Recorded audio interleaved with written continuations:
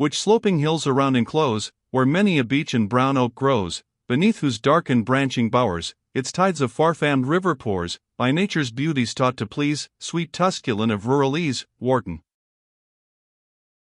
Woodbourne, the habitation which Mannering, by Mr. Macmorland's mediation, had hired for a season, was a large comfortable mansion, snugly situated beneath a hill covered with wood, which shrouded the house upon the north and east. The front looked upon a little lawn bordered by a grove of old trees. Beyond were some arable fields, extending down to the river, which was seen from the windows of the house.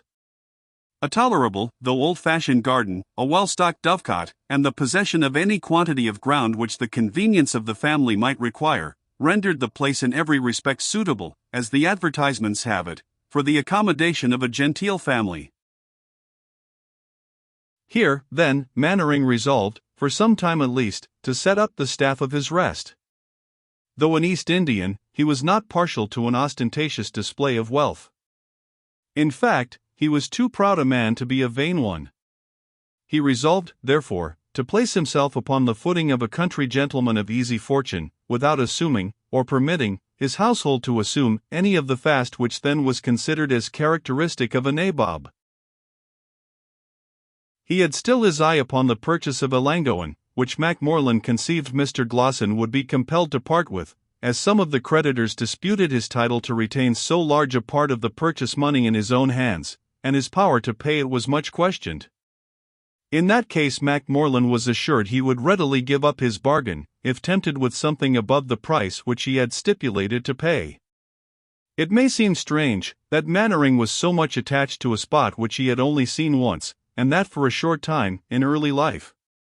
But the circumstances which passed there had laid a strong hold on his imagination. There seemed to be a fate which conjoined the remarkable passages of his own family history with those of the inhabitants of Ellangowan, and he felt a mysterious desire to call the terrace his own, from which he had read in the book of heaven a fortune strangely accomplished in the person of the infant heir of that family, and corresponding so closely with one which had been strikingly fulfilled in his own. Besides, when once this thought had got possession of his imagination, he could not, without great reluctance, brook the idea of his plan being defeated, and by a fellow like Glosson. So pride came to the aid of fancy, and both combined to fortify his resolution to buy the estate if possible. Let us do Mannering justice.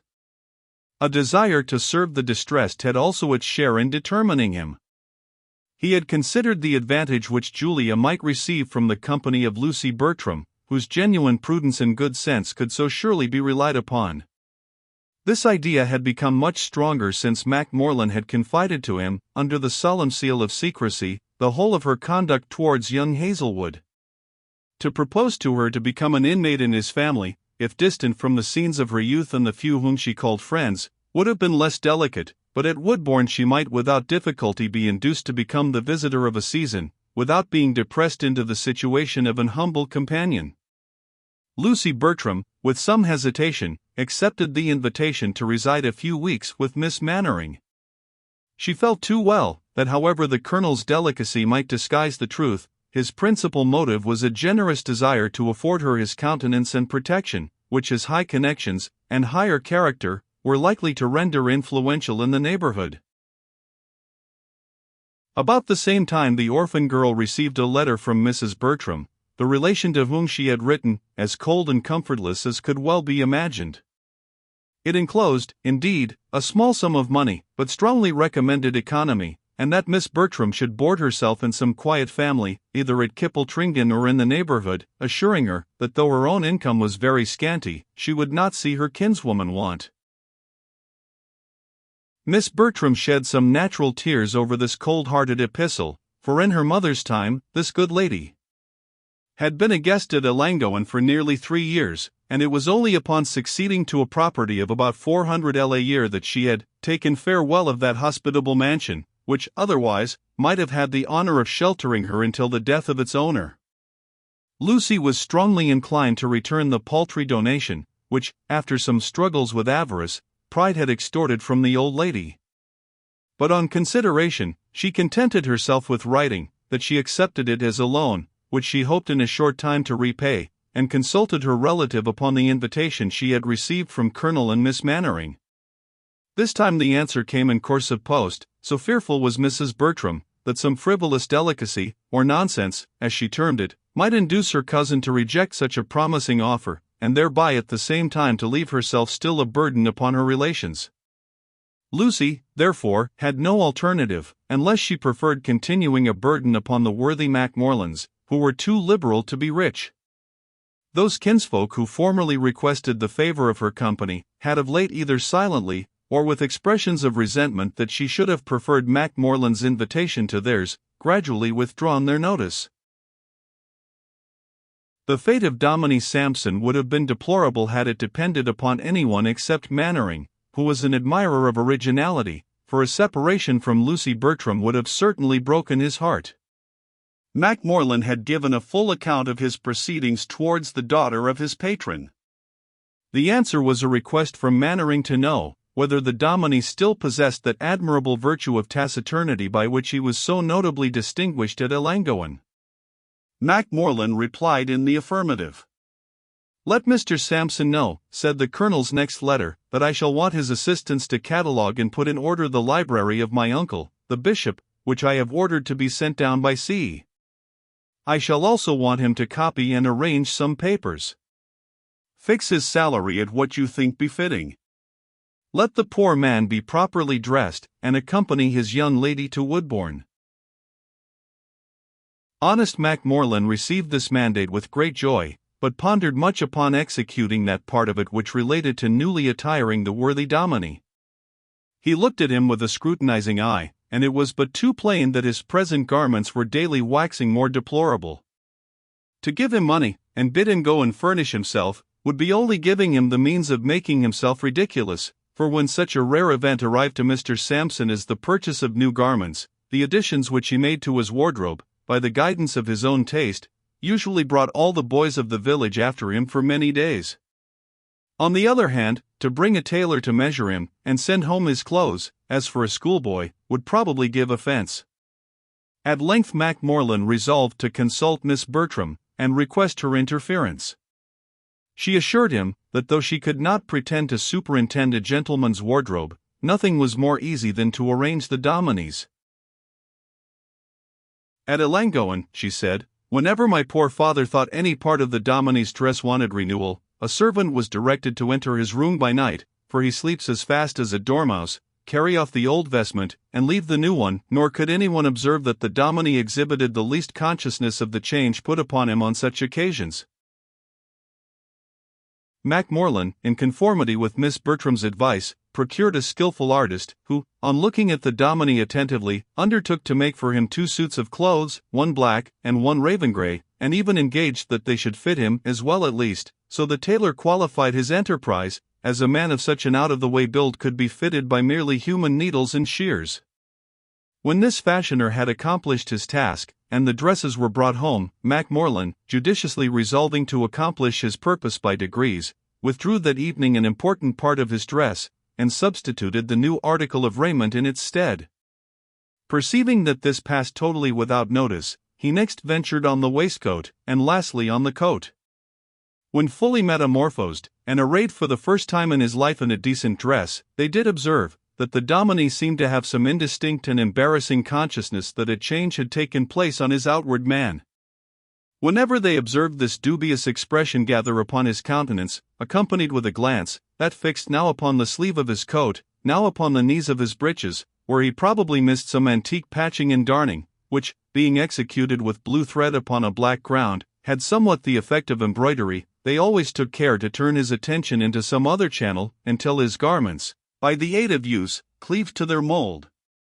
The only remark he was ever known to make on the subject was, that the air of a town like Kippletringan seemed favourable unto wearing apparel, for he thought his coat looked almost as new as the first day he put it on, which was when he went to stand trial for his licence as a preacher.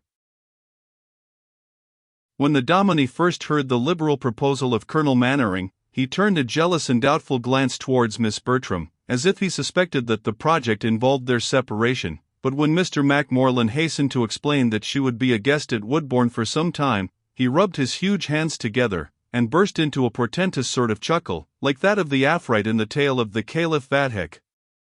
After this unusual explosion of satisfaction, he remained quite passive in all the rest of the transaction. It had been settled that Mr. and Mrs. Macmorland should take possession of the house a few days before Mannering's arrival, both to put everything in perfect order, and to make the transference of Miss Bertram's residence from their family to his as easy and delicate as possible. Accordingly, in the beginning of the month of December, the party were settled at Woodbourne. Chapter 20. A gigantic genius, fit to grapple with whole libraries. Boswell's Life of Johnson. The appointed day arrived, when the Colonel and Miss Mannering were expected at Woodbourne. The hour was fast approaching, and the little circle within doors had each their separate subjects of anxiety. Macmorland naturally desired to attach to himself the patronage and countenance of a person of Mannering's wealth and consequence. He was aware, from his knowledge of mankind, that Mannering, though generous and benevolent, had the foible of expecting and exacting a minute compliance with his directions. He was therefore racking his recollection to discover if everything had been arranged to meet the Colonel's wishes and instructional, and, under this uncertainty of mind, he traversed the house more than once from the garret to the stables. Mrs. Macmorland revolved in a lesser orbit, comprehending the dining parlour, housekeeper's room, and kitchen. She was only afraid that the dinner might be spoiled, to the discredit of her housewifely accomplishments. Even the usual passiveness of the dominie was so far disturbed, that he twice went to the window, which looked out upon the avenue, and twice exclaimed, "Why tarry the wheels of their chariot?" Lucy, the most quiet of the expectants, had her own melancholy thoughts. She was now about to be consigned to the charge, almost to the benevolence, of strangers, with whose character, though hitherto very amiably displayed, she was but imperfectly acquainted. The moments, therefore, of suspense passed anxiously and heavily. At length the trampling of horses and the sound of wheels were heard. The servants, who had already arrived, drew up in the hall to receive their master and mistress, with an importance and empressement, which, to Lucy, who had never been accustomed to society, or witnessed what is called the manners of the great, had something alarming. Macmorland went to she door to receive the master and mistress of the family, and in a few moments they were in the drawing-room. Mannering, who had travelled as usual on horseback, entered with his daughter hanging upon his arm. She was of the middle size, or rather less, but formed with much elegance. Piercing dark eyes, and jet-black hair of great length, corresponded with the vivacity and intelligence of features, in which were blended a little haughtiness, and a little bashfulness, a great deal of shrewdness, and some power of humorous sarcasm. "I shall not like her," was the result of Lucy Bertram's first glance, "and yet I rather think I shall," was the thought excited by the second. Miss Mannering was furred and mantled up to the throat against the severity of the weather, the Colonel in his military greatcoat. He bowed to Mrs. Macmorland, whom his daughter also acknowledged with a fashionable curtsy, not dropped so low as at all to incommode her person. The Colonel then led his daughter up to Miss Bertram, and, taking the hand of the latter, with an air of great kindness, and almost paternal affection, he said, "Julia, this is the young lady whom I hope our good friends have prevailed on to honor our house with a long visit. I shall be much gratified indeed if you can render Woodbourne as pleasant to Miss Bertram, as Ellangowan was to me when I first came as a wanderer into this country."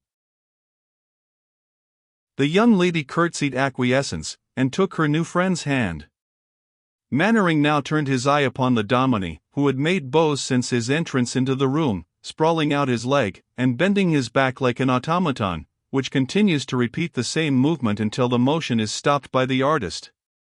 "My good friend, Mr. Sampson," said Mannering, introducing him to his daughter, and darting at the same time a reproving glance at the damsel, notwithstanding he had himself some disposition to join her too obvious inclination to risibility. "This gentleman, Julia, is to put my books in order when they arrive, and I expect to derive great advantage from his extensive learning." "I am sure we are obliged to the gentleman, Papa, and, to borrow a ministerial mode of giving thanks, I shall never forget the extraordinary countenance he has been pleased to show us. But, Miss Bertram," continued she hastily, for her father's brows began to darken. "We have traveled a good way, will you permit me to retire before dinner?" This intimation dispersed all the company, save the dominie, who, having no idea of dressing but when he was to rise, or of undressing but when he meant to go to bed, remained by himself, chewing the cud of a mathematical demonstration, until the company again assembled in the drawing-room, and from thence adjourned to the dining-parlour. When the day was concluded, Mannering took an opportunity to hold a minute's conversation with his daughter in private. "How do you like your guests, Julia?" "Oh, Miss Bertram of all things, but this is a most original parson. Why, dear sir, no human being will be able to look at him without laughing." "While he is under my roof, Julia, everyone must learn to do so." "Lord, Papa, the very footmen could not keep their gravity." "Then let them strip off my livery," said the colonel, an oath at their leisure. "Mr. Sampson is a man whom I esteem for his simplicity and benevolence of character." "Oh, I am convinced of his generosity too," said this lively lady. "He cannot lift a spoonful of soup to his mouth without bestowing a share on everything round."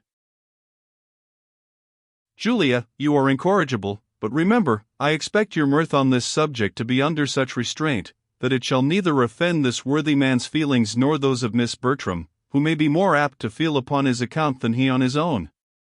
And so good night, my dear, and recollect, that though Mr. Sampson has certainly not sacrificed to the graces, there are many things in this world more truly deserving of ridicule than either awkwardness of manners or simplicity of character."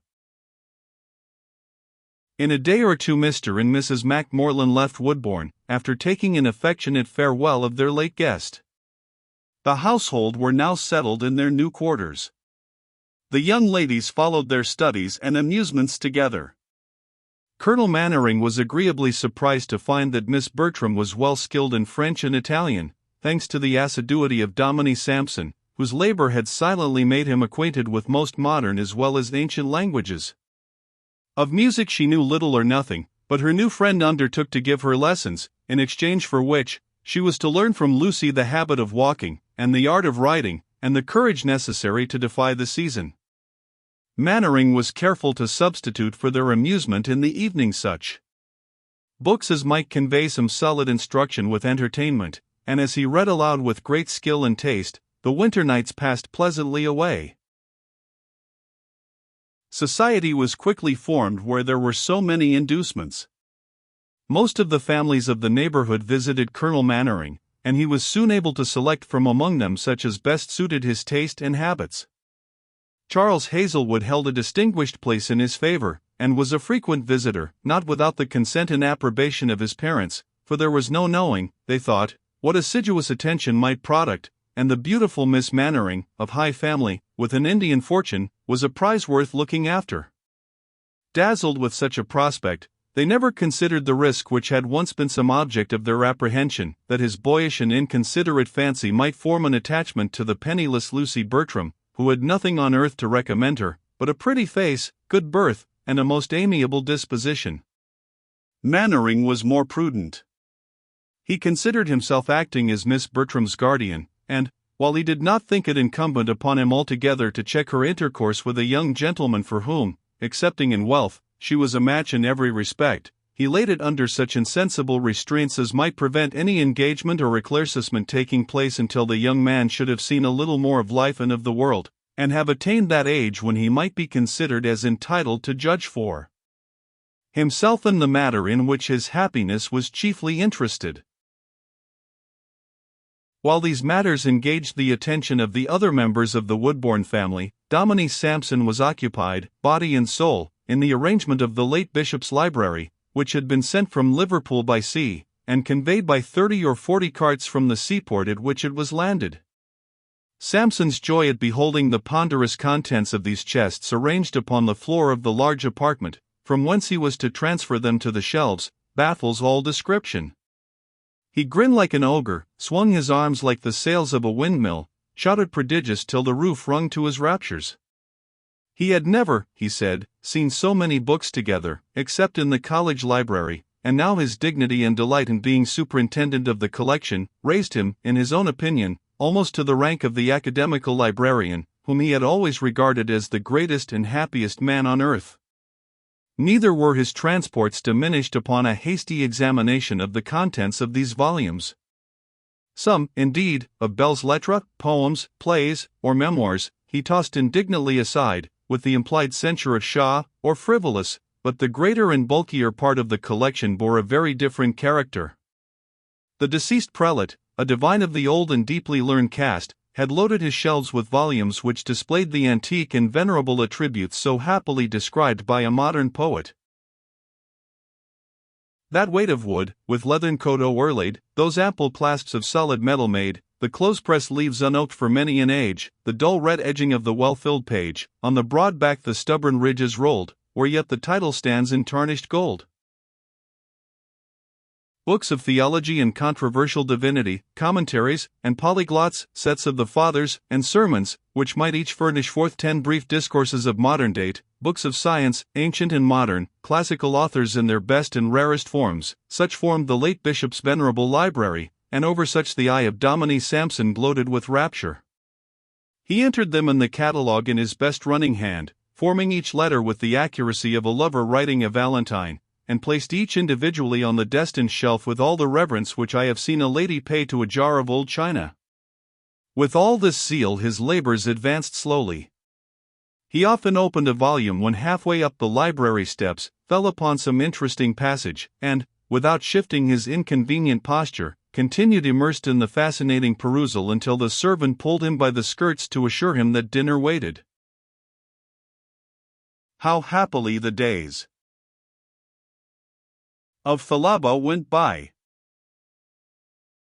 And, having thus left the principal characters of our tale in a situation which, being sufficiently comfortable to themselves, is, of course, utterly uninteresting to the reader, we take up the history of a person who has as yet only been named, and who has all the interest that uncertainty and misfortune can give.